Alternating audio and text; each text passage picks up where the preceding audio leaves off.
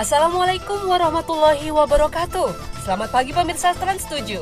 Hasanah Ensiklopedia Islam Dunia pagi ini kembali hadir untuk melengkapi hasanah pengetahuan Islam dunia ke hadapan Anda. Dan edisi kali ini akan kami isi dengan informasi. Bangsa-bangsa manusia yang dimusnahkan Allah seperti yang dikisahkan dalam Al-Quran. Makam 9 wali yang menjadi tempat ziarah bagi umat muslim. Serta para penyanyi dunia yang membawa pesan-pesan dakwah. Dan pemirsa, inilah Hasanah Ensiklopedia Islam Dunia hari ini.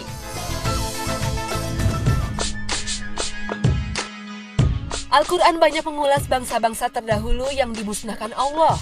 Antara lain kaum Nabi Nuh, kaum Nabi Lut, bangsa Ad, dan bangsa Samud.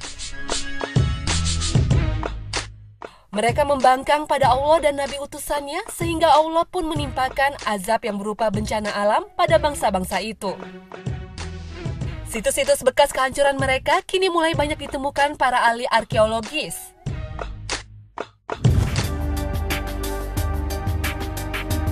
Yang pertama adalah umat Nabi Nuh alaihissalam dihancurkan pada 3000 tahun sebelum Masehi. Nabi ketiga setelah Nabi Adam dan Nabi Idris ini adalah Rasul pertama yang diangkat Allah Subhanahu wa Ta'ala. Perahu yang diduga peninggalan Nabi Nuh kini ditemukan di ketinggian 13 kaki di Gunung Ararat sebelah timur Turki. Meski penemuan perahu Nabi Nuh masih diragukan kebenarannya oleh sebagian para ahli, namun kisah kaum Nabi Nuh seperti digambarkan dalam Al-Quran adalah kaum pertama yang dihancurkan Allah dengan banjir besar. Azab Allah juga menimpa kaum Nabi Lut yang tinggal di kota Sodom. Mereka dimusnahkan Allah karena menentang nabinya dan tak mau meninggalkan kebiasaan homoseksualnya. Mereka lebih mencintai sesama jenis dan meninggalkan istri-istri mereka.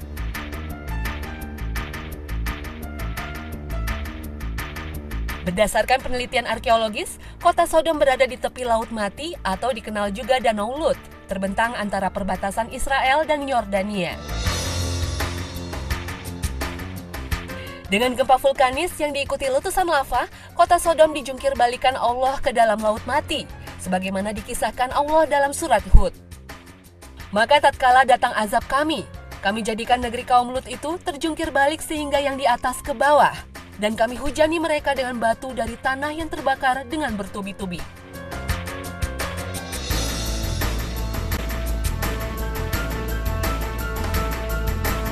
Kota Sodom ini merupakan daerah patahan atau titik temunya lempengan bumi yang berlawanan arah. Patahan itu berawal dari tepi Gunung Taurus, memanjang ke pantai selatan Laut Mati, dan berlanjut melewati Gunung Arabia di Teluk Akaba, dan melintasi Laut Merah hingga berakhir di Afrika.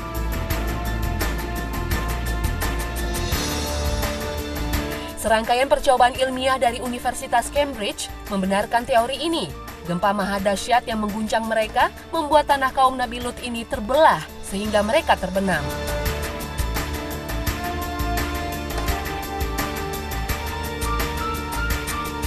Kisah tragis kaum Nabi Lut yang hidup 2000 tahun sebelum Masehi ini akibat kebejatan moral mereka.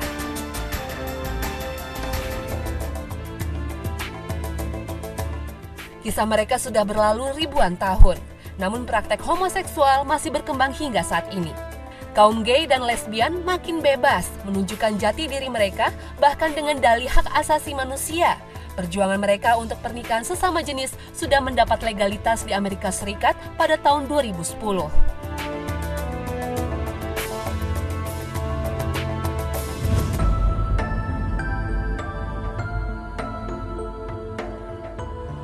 Siksaan Allah juga menimpa bangsa Ad akibat pembangkangan mereka terhadap Allah dan Rasul-Nya.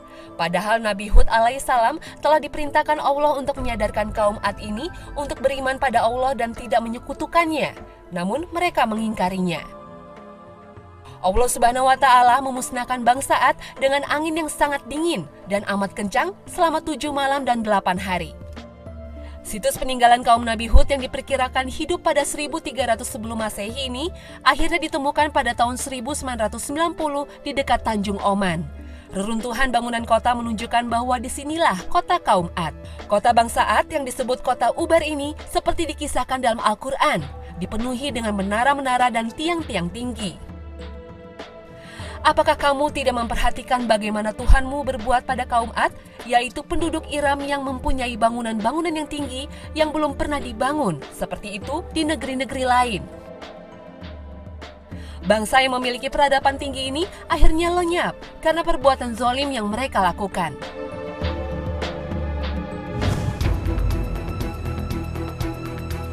Umat lainnya yang dihancurkan Allah adalah umat Nabi Saleh alaihissalam yang disebut kaum Samud. Mereka dibinasakan dengan petir yang menggelegar dan menghancurkan bangunan mereka. Berdasarkan hasil penelitian arkeologis, bangsa Samud yang merupakan keturunan kaum Ad ini hidup sekitar 800 tahun sebelum Masehi, tinggal di antara Yaman Selatan dan utara Madinah yang disebut juga Madain Saleh. Inilah kisah umat-umat terdahulu untuk menjadi pengingat dan pelajaran bagi umat Nabi Muhammad.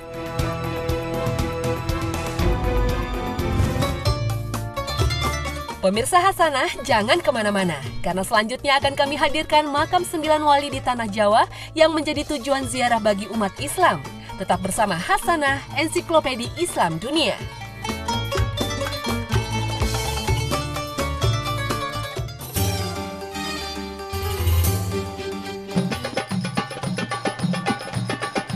Penyebaran agama Islam di Tanah Jawa tak bisa dilepaskan dari jasa para wali yang disebut Wali Songo. Wali yang berjumlah 9 orang ini dengan gigih berdakwah untuk mengislamkan masyarakat yang sebagian besar penganut agama Hindu-Buddha. Dengan menggunakan pendekatan budaya, Islam diterima dengan baik oleh masyarakat Jawa. Sebagian wujud penghormatan, makam para wali hingga kini terpelihara dengan baik dan menjadi tempat ziarah bagi umat Islam. Inilah makam Maulana Malik Ibrahim atau Makdum Ibrahim As-Samarkandi yang berada di Kampung Gapura, Gresik, Jawa Timur. Di kawasan ini, Maulana Malik Ibrahim pertama kali menyebarkan agama Islam dengan cara membuka warung dan menyediakan kebutuhan pokok bagi warga dengan harga yang murah. Ia juga memberikan pengobatan gratis bagi warga dan mengajari mereka bercocok tanam dengan cara yang lebih baik. Maulana Malik Ibrahim wafat pada tahun 1419 Masehi. Sebelum berdakwah di Tanah Jawa, ia pernah bermukim di Champa, sekarang Kamboja, selama 13 tahun. Ia menikahi putri Raja Kampa dan dikaruniai 2 anak, yaitu Raden Rahmat yang dikenal dengan Sunan Ampel dan Syahid Ali Murtado. Diperkirakan lahir di Samarkand, Asia Tengah pada awal abad 14. Ayahnya seorang ulama Persia, Maulana Jumadil Kubro, yang diyakini keturunan ke-10 dari Sayyidina Hussein, cucu Nabi Muhammad SAW. Maulana Malik Ibrahim yang dikenal dengan Syekh Maghribi, wali tertua di antara para wali, sekaligus menjadi guru bagi mereka. Makam Sunan Ampel di Kelurahan Ampel Semampir berada di pusat kota Surabaya banyak dikunjungi peziarah. Makam Sunan Ampel terletak di belakang Masjid Ampel. Untuk mencapai lokasi makam harus melewati 9 gapura yang melambangkan Wali Songo. Makam Sunan Ampel bersebelahan dengan makam istri pertamanya, Nyai Condrowati. Di komplek makam ini terdapat makam pengawal dan santri-santrinya, antara lain Mbah Soleh dan Mbah Bolong. Di kawasan Ampel ini, peziarah juga bisa menikmati keunikan Masjid Ampel yang bernilai sejarah. Misalnya, tiang penyangga masjid berusia lebih dari 6 abad dengan ukiran kuno peninggalan zaman Majapahit. Sunan Bonang adalah putra dari Sunan Ampel, wafat pada tahun 1525 Masehi. Ada 2 makam yang dipercaya sebagai makam Sunan Bonang. Makam pertama berada di Desa Bonang, Rembang, Jawa Tengah. Sementara makam kedua berada di Tuban, Jawa Timur. Konon di dalam makam ini hanya dikuburkan kain kafan dan pakaian Sunan Bonang yang dibawa muridnya. Sebelumnya kain kafan dan pakaian Sunan Bonang sedianya akan dibawa ke Madura. Namun terjadi perebutan dengan sesama murid beliau di daerah Tuban. Dan akhirnya kain kafan serta pakaiannya dikuburkan di kota Tuban, Jawa Timur ini. Makamnya yang berada di Tuban lebih banyak didatangi peziarah. Makam Sunan Giri yang berada di puncak Bukit Giri, Desa Giri, Kebomas, Gresik, Jawa Timur, termasuk makam yang banyak diziarahi. Cungkup makam terbuat dari kayu jati, dindingnya terdiri dari panel tumbuh-tumbuhan. Gapura makam terbuat dari batu berkepala naga raja. Sunan Giri adalah putra Maulana Ishak, yang juga keponakan Maulana Malik Ibrahim. Konon ibunya, Dewi Sekardadu, dipaksa untuk membuangnya ke laut karena kelahirannya dituduh membawa malapetaka wabah penyakit. Setelah ditemukan dan dirawat oleh para pelaut, Sunan Giri dititipkan di pesantren Sunan Ampel. Setelah Sunan Ampel mengetahui identitasnya, ia dikirim ke Pasai untuk belajar agama Islam kepada Maulana Ishaq yang ternyata ayahnya sendiri. Makam Sunan Muria berada di sebuah bukit di Kudus, Jawa Timur. Untuk mencapai makam harus menapaki tangga hingga 500 meter. Sunan Muria yang bernama asli Raden Prawoto adalah putra Syekh Maulana Ishaq yang juga adik kandung Sunan Giri. Nama Muria diambil dari lereng Gunung Muria, tempat kelahirannya, sekitar 18 km dari kota Kudus. Dalam berdakwah, ia lebih suka menyebarkan agama Islam di tempat-tempat terpencil. Ia banyak bergaul dengan rakyat jelata dan mengajarkan keterampilan bercocok tanam, berdagang, dan melaut. Makam Sunan Kalijaga terletak di Kadilangu, Demak, Jawa Tengah. Lokasi makamnya sekitar 1,5 km dari Masjid Agung Demak. Pada Jumat Kliwon, makam Sunan Kalijaga ramai diziarahi. Sunan Kalijaga yang memiliki nama asli Raden Said adalah murid Sunan Bonang. Ia sosok wali yang juga seorang seniman dan sastrawan yang kreatif, menggunakan kesenian sebagai sarana untuk berdakwah. Ia tidak ingin menghapus tradisi Hindu-Buddha masyarakat Jawa sepanjang tidak merusak akidah Islam. Sunan Kalijaga terkenal dengan pencipta perayaan Sekaten, Grebek Maulud, Layang Kalimasada, dan lakon Wayang Petruk Jadi Raja. Bahkan lanskap pusat kota berupa keraton, alun-alun dengan 2 beringin dan masjid merupakan salah satu karya sang wali. Makam wali lain yang jadi tujuan wisata religi adalah makam Sunan Derajat di Desa Derajat, Paciran, Lamongan, Jawa Timur. Sunan Derajat memiliki nama asli Raden Kosim. Ia adalah putra Sunan Ampel.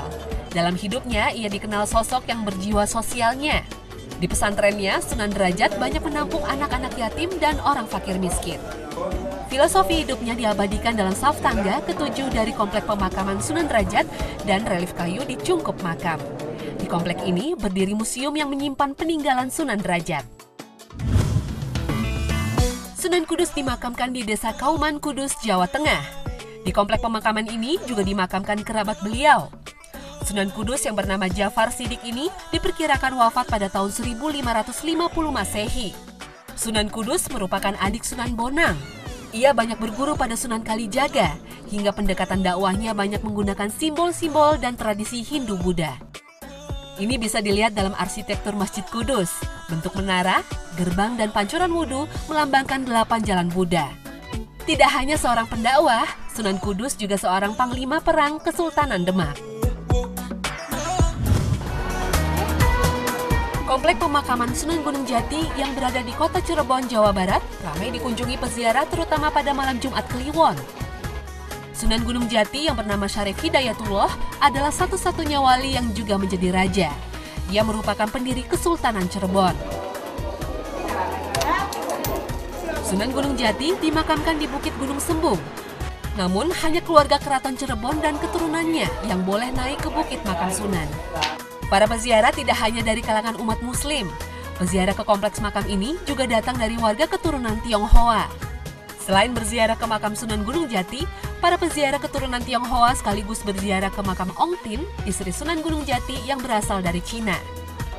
Sunan Gunung Jati memiliki silsilah kekerabatan dengan kerajaan Pajajaran. Sang ibu yaitu Nyai Lara Santang adalah putri Raja Pajajaran, sedangkan ayahnya Sultan Syarif Abdullah berasal dari kerajaan di Mesir.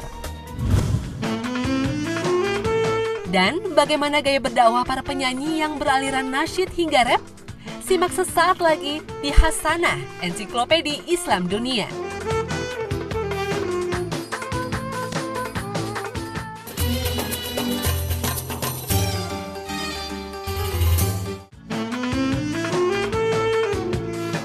Dakwah, menyeru kebaikan dan mencegah keburukan menjadi kewajiban bagi umat Islam apapun profesinya. Inilah yang disadari oleh sejumlah penyanyi. Lewat lantunan lagu dan rangkaian nada, mereka juga menjadi pendakwah. Pesan-pesan Islam disampaikan dengan indah oleh para penyanyi nasyid ini. Mulai yang beraliran pop, R&B, hingga rap. Insyaallah, insyaallah, insyaallah, you'll find your way.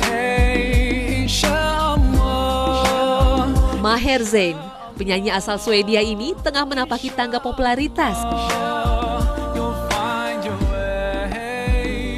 Sebelum menjadi penyanyi lagu-lagu Islam, Maher Zain adalah seorang produser musik dan pencipta lagu yang banyak berada di belakang layar. Dalam lagu-lagunya, ia ingin menyampaikan Islam itu indah dan damai. Kampanye ini dilakukan untuk menghapus kesan dan kesalahpahaman dunia barat bahwa Islam itu identik dengan teroris. Penyanyi beraliran rhythm and blues ini sangat fenomenal. Lagu-lagunya yang diunduh di YouTube ditonton jutaan orang. Tak heran konsernya pun selalu dipadati penonton.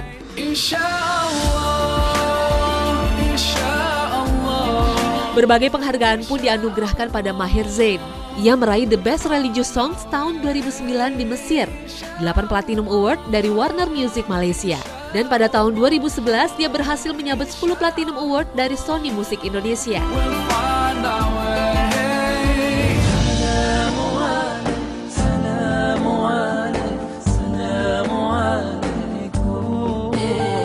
Kesuksesan serupa diraih Sami Yusuf. Penyanyi kelahiran Teheran, Iran ini sukses menjual album nasyid hingga jutaan kopi. Ia merilis debut albumnya berjudul Al-Mu'alim pada tahun 2003. Hingga pertengahan tahun 2012 ini, ia sudah merilis 3 album, sebagian besar lagunya ditulis dalam bahasa Inggris, hingga memikat penggemar dari berbagai penjuru dunia. Selain aktif konser di berbagai negara, Sami Yusuf juga terlibat dalam kegiatan kemanusiaan.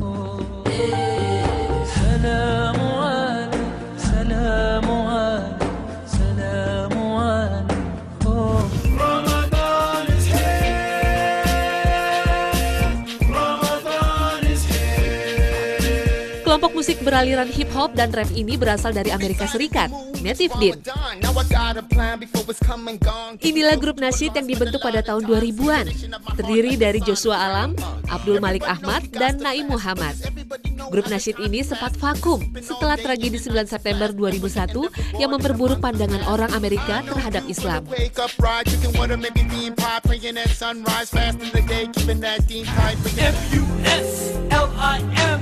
Muslim for life and we'll never give in. We stand up and speak out against those who oppress. We take Islam and we take no less. Berikutnya adalah grup nasyid Soldier of Allah atau SOA asal California, Amerika Serikat. Grup ini sempat menggebrak dunia dengan musik rapnya. Lirik-lirik lagunya dengan vulgar membawa pesan-pesan Islam, bahkan bercerita tentang kejayaan Islam. Uniknya, grup nasyid ini tak mau komersial. Mereka membebaskan siapa saja untuk mengunduh lagu-lagunya di internet, karena mereka berprinsip tidak ingin mengkomersilkan materi agama, tidak ada hak cipta dalam Islam, no copyright in Islam.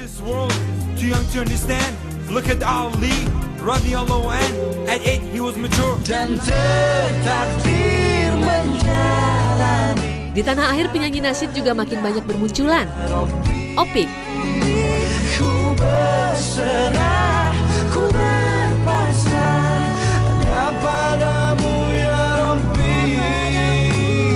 yang nama lengkapnya Aunur Rafiq Lil Firdaus, termasuk yang masih eksis hingga saat ini.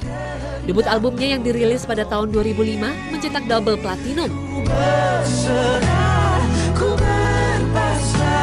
Di awal debutnya terjual lebih dari 300.000 kopi. Album-album Opik selanjutnya selalu mencetak angka penjualan yang fantastis. Karena kesuksesan inilah Opik didaulat sebagai duta nasyid. Dalam konsernya, ia pun kerap berkolaborasi dengan penyanyi-penyanyi pop papan atas.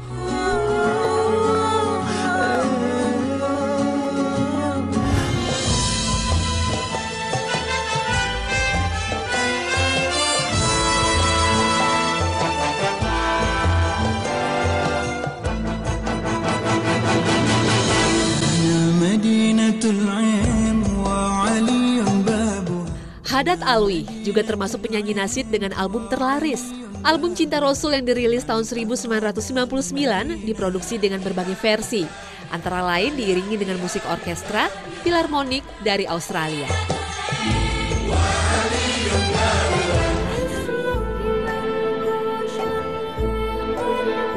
Haddad Alwi juga ikut melambungkan nama Sulis, pasangan duetnya dalam album Cinta Rasul. Sulis pun akhirnya berhasil menjadi penyanyi solo dan telah merilis 12 album dengan tema-tema religi.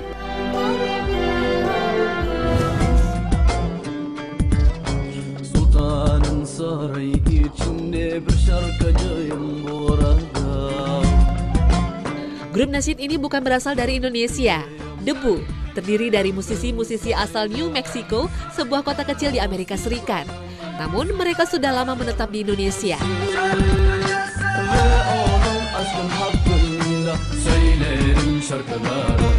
Kelompok Debu pertama kali datang ke Indonesia pada tahun 1999 setelah sang guru, Syekh Fatah, mendapat ilham untuk berhijrah ke Indonesia. Kelompok musik ini menciptakan lirik-lirik sufistik dalam setiap lagunya. Bagi mereka, bernyanyi dan bermusik adalah sarana untuk berzikir pada Allah Subhanahu wa Ta'ala. Subhanallah.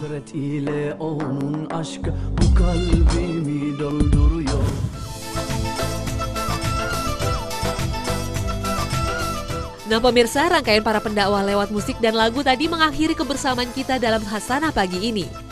Saksikan selalu Hasanah setiap hari pukul 5 pagi waktu Indonesia Barat, karena Hasanah adalah ensiklopedi Islam dunia.